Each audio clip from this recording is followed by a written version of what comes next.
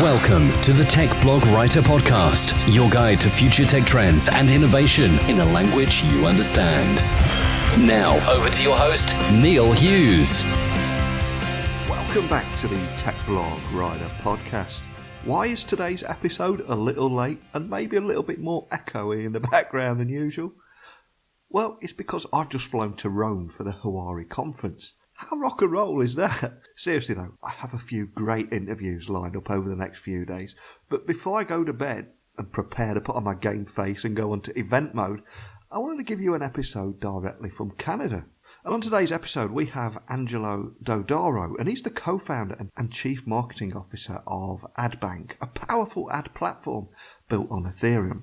And he's also known as one of the world's leading experts on the intersection of creative content and digital advertising. And Angelo has run successful ad campaigns for clients at his agency, Multivitamin Media, and has worked with brands such as Tesla Motors, Cara Foods, Toronto International Film Festival, and Mud Hero, to name but a few. And he's also spoken at the United Nations, Block Show by Cointelegraph in Vegas, Crypto Space in Moscow, and the Zero in Tech Conference in Amsterdam, and so many other events all around the world around technology, innovation in digital advertising, and marketing blockchain and cryptocurrency companies. And if that's not enough, he's also seen as a trusted expert in the intersection between advertising, marketing, and blockchain technology, and has been covered in publications such as Forbes, CBC, CTV, Strategy Marketing Magazine, and the BBC. In short, he knows his stuff. But I invited him on the show today to talk about AdBank, which is a powerful ad platform built on the Ethereum blockchain to remove middlemen and also try to dramatically reduce the 50 billion problem of ad fraud. Sounds cool, right? Well, buckle up and hold on tight as I beam your ears all the way to Canada so we can speak with Angelo from AdBank. So a massive warm welcome to the show. Can you tell the listeners a little about who you are and what you do? Yeah, first of all, very excited to be on the show. My name's Angelo Dodaro. I'm one of the co-founders of AdBank. And AdBank is a blockchain advertising platform that's designed to address three of the major issues that advertising faces. The first one being it's a very untransparent industry. And anybody that has even a passing interest in blockchain knows that one of the pillars is transparency. And so that's something that is desperately needed in advertising. The next problem is ad fraud. And ad fraud is actually so large that it costs $51 million a day to advertisers. And it's so profitable for organized crime that the only thing that's more profitable than it is drugs. So it's actually number two in terms of income for organized crime. And, you know, if you ever thought to yourself what it would be like to smuggle drugs across an international border, ask yourself if you would prefer to stay on a computer and just fake clicks from the comfort of your own home instead. You know, turns out that the gangsters agree that that's a better way to do business. Just turns out that drugs makes a little more money in the grand scheme of things. So, hey, why not do both? The third issue that advertising faces is markups. Markups are obscenely high. So there's a lot of middlemen and a lot of intermediaries. It's not just one, you know, it's actually a sequence of many. And those who are familiar with supply chain and its great benefits and potential for blockchain as a major use case for blockchain, I would say advertising is basically a supply chain play, except it's in the digital world. And so for a lot of the reasons that supply chain is a burden and very costly and has a murky ecosystem of inefficient middlemen, advertising suffers from those same issues. So blockchain is something that can really revolutionize the advertising industry because of these three problems and the billions of dollars that it costs each year, and the advertisers and publishers are losing because of it. And so my focus at the company is on the marketing side, and I'm really driven by telling that story in a way that not just the crypto community understands it, but in a way that also enterprise level and eventually small, medium-sized businesses, can relate to and understand the implications and the benefits that await. And they are huge, huge problems that you've just talked about there. And like you said, AdBank is a powerful ad platform that's actually built on the Ethereum network. But can you set the scene a little and tell the listeners about how you're actually planning to remove these middlemen and dramatically reduce this 50 billion problem of ad fraud using AI and blockchain, of course? Yeah. And so, we do see that our platform and tools will be used in a variety of different ways. We really want to build them. At least the intent is to build them in a modular fashion. So there will be elements that existing ad tech can incorporate into what they're doing. And then there will be other instances where we'd like to see, a network or potentially one day even an exchange when the technology gets to that point to support that level of infrastructure, using the entire AdBank elements for their ad tech ecosystem. And so when we talk about how is it going to remove the middleman, I think the first step right now is what we're focused on is showing the transparency of payments between the advertiser and the publisher, and actually showing how much, when there is a middleman, how much they're making. And this is a really important factor because if you talk to advertisers, they will always tell you there's very few instances, even when they're happy, they don't really know where their money's going. They don't really know how it's being used. Blockchain can essentially create that transparency layer. So even when there are people making things in the middle, which, we're not even saying, that's a bad thing. What we're saying is that if you are going to be making money in the middle, the stakeholders within that environment, we think, have a right to know how much that is so that they can determine the value of that middleman, right? There are middlemen that do things very well. Like Uber is a middleman that many people use every day, and they do that job very well. And while there's a lot of people that say, oh, well, one day Uber is going to get on the blockchain, we won't need Uber anymore. I tend to believe that that is a very possible scenario. But the reality is that until somebody is actually doing that, or there is technology that replaces Uber, Uber is still one of, if not the best and most efficient way to do that, despite what they're charging. But people don't like the fact that they just don't know what's happening. They hear stories, going on the Uber example of drivers potentially not being satisfied with what they're making, and then maybe they try other services and blah, blah, blah. And there is no transparency to the people, who are existing in that ecosystem of what's actually going on to properly assess, does the value match the price? And that's kind of a perspective that you have to tackle from each different stakeholder, right? Because the value is going to be assessed differently in the case of the AdBank platform for an advertiser than it will be for a publisher. An advertiser wants to save money and a publisher wants to make more money, right? Yeah. And so when we talk about the middlemen, they are the ones who are taking kind of the rest of it, right? They're the ones who are reducing the ability for the advertisers to pay less and still get more. And they are the ones who are kind of taking the revenue from the publisher that they otherwise could be making if they sold it directly. Now, blockchain is a way that we see can kind of give the best of both worlds, where the advertisers are paying less and getting more because we're able to reduce the amount of middlemen that are operating in that ecosystem. And so, I apologize for the kind of roundabout way of answering that question, because it's a big answer in the sense that that's going to look different depending on what that ecosystem looks like. And so that's why it's really important to us to build things in a modular way so that, there are going to be advertising networks that have a certain tech stack, and completely throwing it all away to move to a new system may not be a practical business decision for them, right? So I think over time, what you'll see is it will start with transparency of payments between advertisers and publishers. People will be able to see who's actually taking cuts in the middle and what that is. And then over time, replacing elements that may be inefficient with aspects of the blockchain that can take that over and remove the need for those intermediaries. So with AdBank, you're attacking $1 billion problem, which is ad fraud. So I've got to ask, what is the role of the ADB token in this? Yeah, so the ADB token plays an important role when it comes to the fraud piece.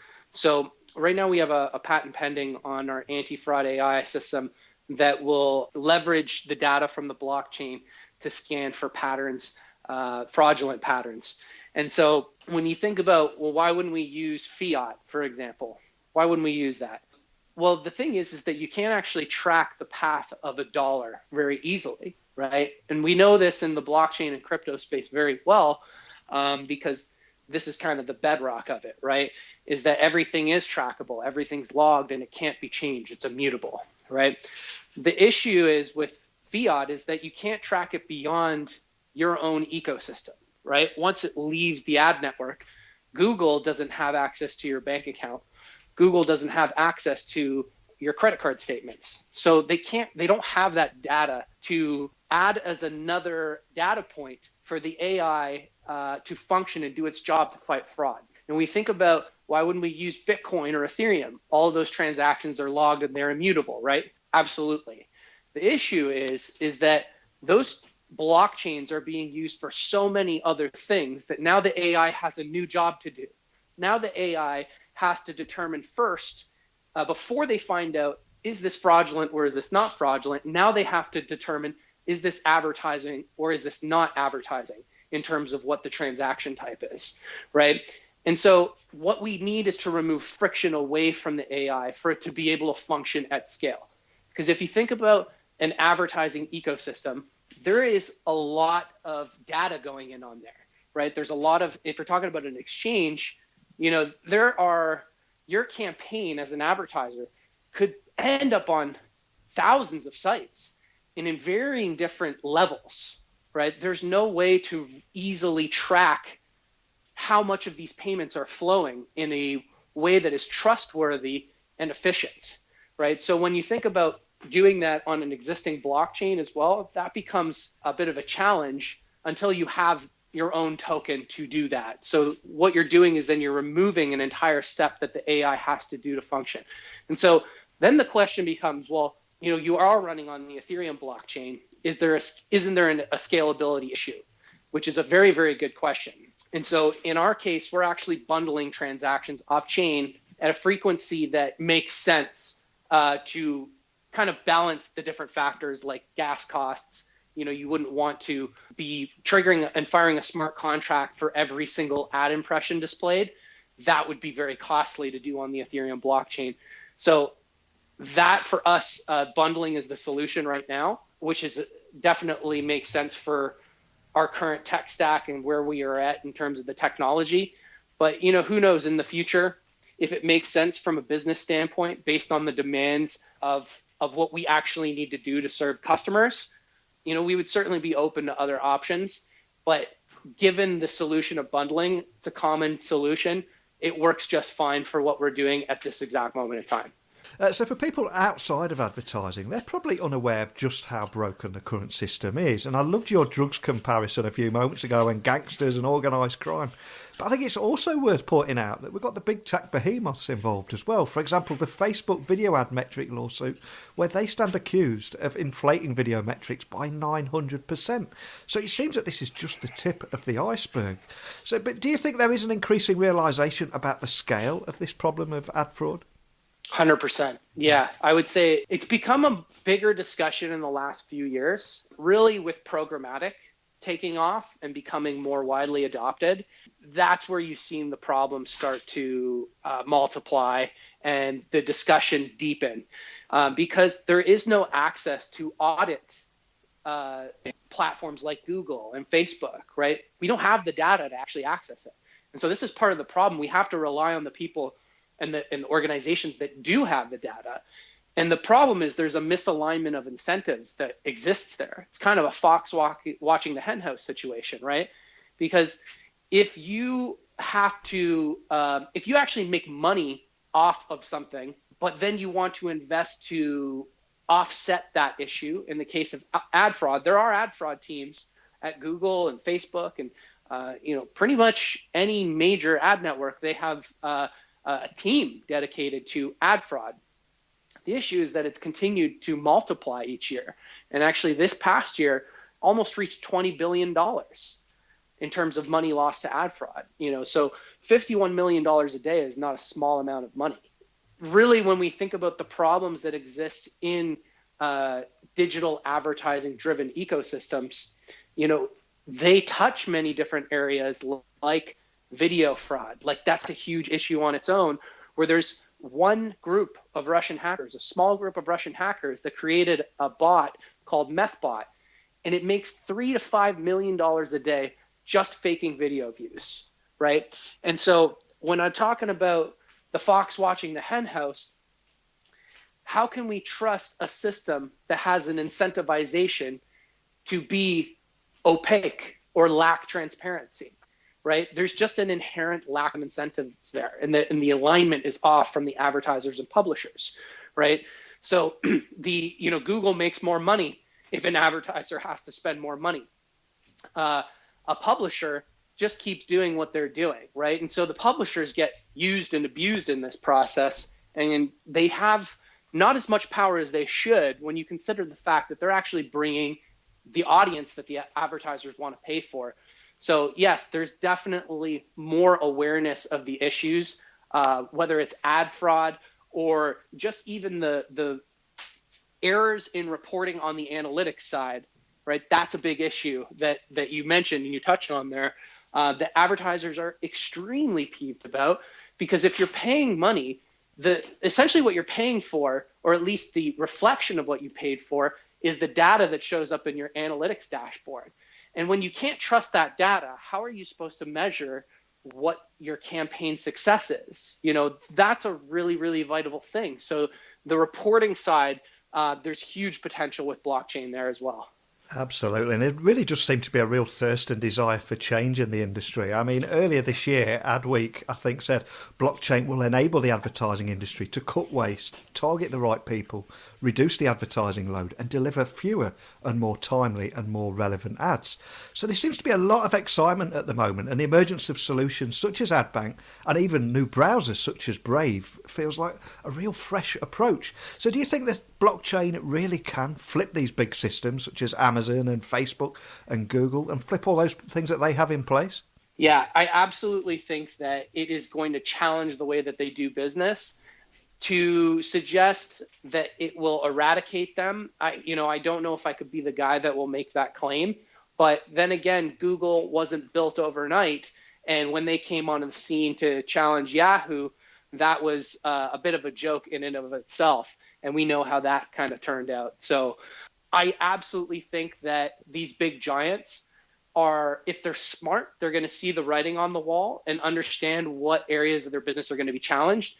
The huge benefit that these behemoths have is that they already have this adoption. So they have scale, right? And for example, with a company like AdBank, for us to compete in that kind of a space, we can't go out there and open up AdBank and say, hey, whether you're a pet store or you're a pet store in New York City, or you're a doctor in California, or if you're in Switzerland and you want to sell bagels, we can help you do that. That's just not possible to do up front. You can't compete on that scale because you have to have enough of the advertiser side and the publisher side to meet the kind of supply and demand balance. And it really is a chicken or the egg problem. How do you build a new advertising platform without advertisers? How do you get advertisers without publishers, right? And it is a very real conundrum in a sense, and it's one that really doesn't go away ever permanently unless you're Google or Facebook, obviously, and now Amazon.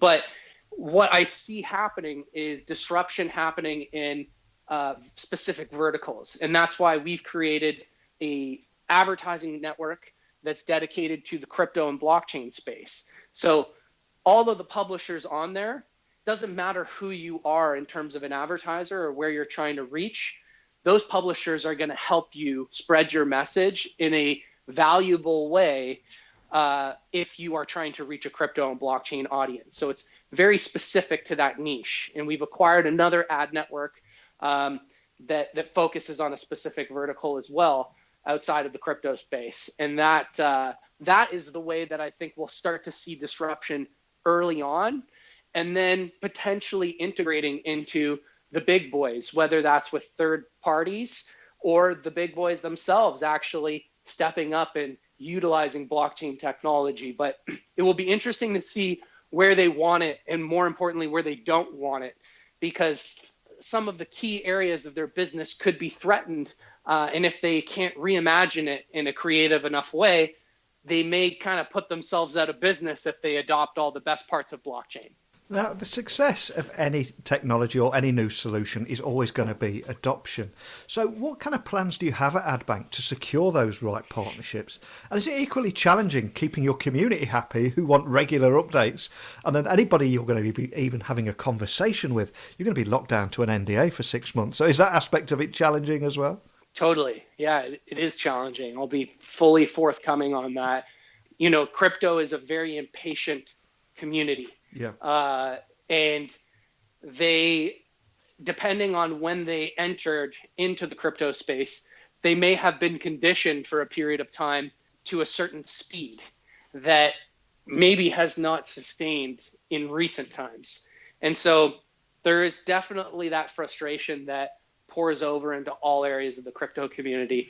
You know, doing real deals with real companies for real new technology is not something that happens overnight. And I think there is a real appreciation required for that, to understand what a company like AdBank is doing, but really any company in the space. So, you know, in terms of getting partnerships, you know, our approach is to start by doing pilots with companies that are known and respectable, so that we can get their feedback and get them into our ecosystem in a way where we are in tune to what their needs are, because ultimately they're the people that need to use these tools, and they need to love these tools, and they need to benefit from these tools. So that is something that's kind of a great angle that helps both cases, right? You know, the crypto community wants to see you're doing things, but I can't say that we're going to save advertising by the end of the year, you know, as a new emerging technology startup. But what I can say is that we have companies that are using our technology today that are excited about what we're doing, what our mission is. And they're not just investing their time and energy, but also resources into kind of going into that exploration with us. And I'll give you an example. Like, we just finished a campaign with the government of Austria's tourism arm, which is the Austrian National Tourism Office. And they did a campaign using AdBank technology on a site owned by Red Bull Media House. And so that was a great experience in the sense that ANTO, the Austrian National Tourism Office, they're extremely savvy in digital marketing. Like, you would be blown away at how savvy they actually are. Like, I would say they would rival the quality and caliber of a lot of top agencies even. And so to have their feedback from a technical standpoint and from simply like a results standpoint was really cool. You know, that sort of stuff I think is important for the business, but it's also exciting for the crypto community because they get to see a company that's being built before their own eyes. And I think that's a pretty exciting part of the story. At times it can feel like a distraction because you know that you're working on things that are, you know, like you said, NDAs for 6 months. Like, that particular Austria campaign took pretty much 9 months, I think. Yeah. Like, it was even longer. And there was a delay because our main contact broke his arm in a ski accident.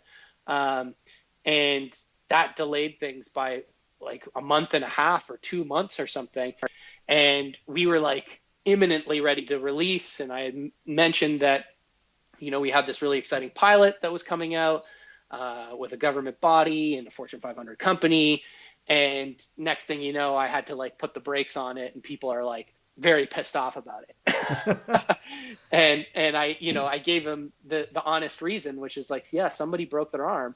And they're like, oh, come on. Things like that don't stop people from, you know, it's like, well, like it did. I don't know what to say. Like, should I have lied? Like, you know, I just told you the truth, like, and it wasn't good enough, unfortunately. So, you know, I do find myself occasionally being pulled in two different directions. But I think part of that is really important on the job of the crypto companies that are in this space to explain that story and tell that story in a way that the crypto community understands. So it's like, why am I talking about ad fraud to the crypto community? Well, the reason is that they have to see the opportunity that blockchain has to solve what is a multi-billion-dollar a year problem that nobody is really doing enough about, you know? And so that's why you should care about ad fraud if you are in blockchain and you happen to care about AdBank, you know? Like, that's kind of the important pieces, right? Is understanding the opportunity, and then also understanding, like, what is the company doing about it to actually make that goal realized. And, you know, sometimes the crypto world has a funny way of doing that. And as companies, you know, I think we could all be doing a better job telling those stories, because I think in some ways we succumb to the pressure of the crypto communities. And, you know, I've been guilty for just like giving into, you know, giving a sneak peek, because I do live streams almost every week. And inevitably somebody wants to pressure for some little juicy tidbit. The reality is I can't really give that information up, you know, and the part of the reason is when you do give a sneak peek, things can change. And then when they do, people get very angry about that. So you kind of have to look at these things in retrospect and adjust accordingly. I'm glad you mentioned the Austrian National Tourism Office story there, because I think I remember reading something on Forbes about it was an actual viral video that convinced them to embrace blockchain. Can you just expand on that for anyone that's not heard or read that article? Yes, for sure. And that's something that was my baby, was making that video. And because I'm a marketer, I pride myself on knowing a lot about digital advertising and how to do that in a clever, efficient way. But what I'm really passionate about is creative marketing. And that's because I'm actually an artist. Like, I've done music production, you know, produced albums for other people, done a lot of very creative work and video work and stuff like that, photography. I've shot on the red carpet at the Toronto International Film Festival, done like portraits, celebrity portrait booths and that sort of stuff. You know, I really, really enjoy that stuff, because to me, that's what's most exciting about marketing. Is it's not like, you know, I was listening on the radio the other day, just driving in my car, and it's a local dealership, and they're just like, "We've got the most fiery, awesome deals you've ever heard. Come on down. I swear we're giving them for employee discount pricing. You're going to lose your mind. It's the greatest minivan you've ever seen. We've got trucks if you want trucks." And it was just pure garbage. And I was like, this is why people hate advertising. You know, they hear this and it's like, you show up and it's not really employee pricing, or it's not really that awesome of a minivan. It's just like that little thing that they put in, they baited you to get hooked into a hardcore sales pitch or whatever. And sorry to anybody who's listening that's in the car dealership world. Like, you make the world go round. You're extremely powerful contributors to the economy, and we thank you for that. But for me, it's all about, what's the story? How do you tell that in a way that people actually care? Because for me, I feel like the day you stop becoming a good marketer is the day you convince yourself that people give a shit about your message. And that's something that keeps me on my toes. So for when I did the ICO for AdBank, I was like, we need to do things differently. Everybody's video sucks. Nobody can communicate what their idea is simply, so that I can understand that. And I wanted to do all those things right. So I really love humor. And for me, I wanted it to be, we said we wanted it to be Saturday Night Live funny. Like, we wanted to explain things in a way that will be easily understandable to anybody, but be funny and actually make them want to watch it until the end. So we hired a Saturday Night Live writer to help us with the script. And that was something that we did very differently than anybody else. Is most people, like, they blitz through the script and then they think, oh, like, let's go get a cool studio and like have different sets and like, you know, do things like, so camera tricks, more or less, right? Yeah. For me, I was like, it's all about the script, baby. Like, that script has to be hilarious and it has to make you want to get to the end, because 2 minutes and 52 seconds, it's actually a long time in today's time and era, and especially in the crypto world. So we filmed this video. I think that it was very funny. A lot of people said that it was the best ICO video they've ever seen. Still to this day, there's several people that say that. And so it just so happens that one of the people that saw that video early on, which ended up getting between Facebook and YouTube, it got substantially less because we were really hard on Facebook at the time. Facebook, it got like 650,000 views or something absurd like that. And on, but combined, it was like 700 and something, 750 or something like that. And it was kind of a success in the sense that people, the objective was achieved. We wanted people to stick around and watch the video and then tell somebody about it. And fortunately, that's what happened. And long story short, we hit our hard cap, and the government of Austria sees the video, and they actually say, oh, well, we're in the advertising space. We care a lot about advertising. And it makes them take a second to look into, well, what are the problems in advertising? Because we spend a lot of money promoting tourism for Austria.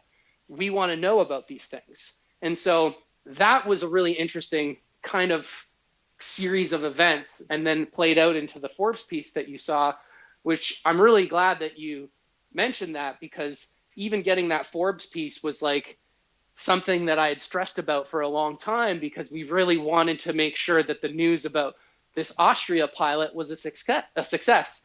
And, for us, we could have gone and been like, oh, the government of Austria using blockchain and, everything's going to save the world, and blockchain and advertising, it's going to be great. But the reality is people aren't really excited about that sort of thing. So we look at it as through the lens of what's the exciting story here. And the fact is, like, there's all this crazy kooky stuff with this video that got made, and I had to spend like a month of my life figuring out how I was going to make a custom centaur costume and weird stuff like that. And that leads to, one guy who's like just young enough to know what blockchain is and get excited about seeing this random press release that showed up in Austria, and then reaches out to me and sends an email, and then the whole another series of events piles onto that made it very interesting. And I guess when I saw the headline of the Forbes article, it said, the viral video that convinced Austria to embrace the blockchain, I was like, damn, that's really cool. Because like I didn't actually think about it until then, that I guess the video kind of did go viral, and I guess we kind of did achieve our goal because of that, simply because we wanted to be true to what it was that we were trying to communicate and nothing more. Because I think in the blockchain space, it's just like overload of information, and it's so rare that you can sit down after reading something and feel less confused. So does that mean that your follow-up video is going to be how to create a custom centaur uniform?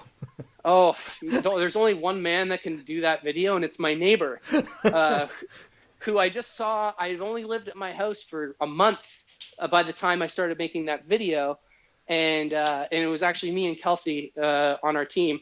We were the ones who had championed that video. And my neighbor, I just always saw him building stuff in the month that I had been there. And I had called every costume rental store in the entire continent of North America, and nobody had one. The closest they had was like a half man, half goat. And I was like, that's not going to work. It's not a centaur, and I need a centaur. There's only one way. And I just go to my neighbor. I was at the bitter end. I was like, hey man, can you make a centaur costume by chance? And I showed him some pictures, and he was like, yeah, I could totally do that. I was like, great. Could you do it in like 3 days? And he's like, yeah, I could do that. I was like, okay, one more thing. I need you to make sure it can walk. And I won't spoil that, but there's a video coming in the future of the behind the scenes of that. And let's just say he did a great job making it walk, but the timeline was a little too aggressive. And that proposed some interesting challenges on set. Fantastic. What a great story. But I mean, you've had some fantastic success in 2018, but there's only a few weeks left now. So I've got to ask, I mean, what's next for you guys? What does 2019 have in store for AdBank? I think it's less talking and more doing is a big thing, because I'm personally pretty sick of seeing a lot of too much talk in the blockchain space. And I feel like it's not a good look for our industry when it's just all hype. Yeah. So for me specifically, it's focusing on a lot of doing, and that means in the capacity of AdBank, more real companies using our technology, building on that feedback to make the next iterations even better. We just finished a pilot with Adweek. You mentioned earlier in this conversation. They did a campaign with a company by the name of Flixel using our technology. So, more companies of that caliber, I'd really like to get involved, even if it's on a informal level or, just for a small pilot, to show people that the big boys out there, the big players, are serious about blockchain in this space. And they're very, very excited about the implications, because there's even companies like Procter & Gamble. They spend over $7 billion a year on advertising. If you're Procter & Gamble and you spend over $7 billion a year on advertising, and you hear that over half is lost to middlemen, and then over half of all website traffic is driven by bots, you have a really good reason to be pissed off. And it's actually a multi-billion-dollar reason to be pissed off. So for me, telling that story, continuing to tell that story in a way that is with action and less talk, is what I'm going to do for 2019. Well, before I let you go, can I just ask that you remind anyone listening of where they can keep up to speed with any developments that you're doing, and also download white papers, look at roadmaps, all that kind of crazy talk, and or even just contact a member of your team if they've got any questions? 100%. Come over to our website, adbank.network. You'll see the white paper there, a deck, which is a little shorter if you want to just go through that instead. The website has all the links down at the bottom of our social channels. Our Medium blog is regularly updated with I would say pretty meaty news. So that's a good place to stay in the loop. Twitter, email, all that good stuff. If you want to reach out to us, the executives are pretty easy to reach via LinkedIn or email, and that info is all on the website. Well, the tech industry, and indeed the blockchain industry, has often got a bad rap for fixing problems that don't actually exist or don't exist yet. But what I love about what you guys are doing here is you're tackling a 50 billion problem of ad fraud using blockchain. And you're going to make a big difference, I'm sure of it. So a big thank you for coming on and sharing that story with me today. Thanks very much.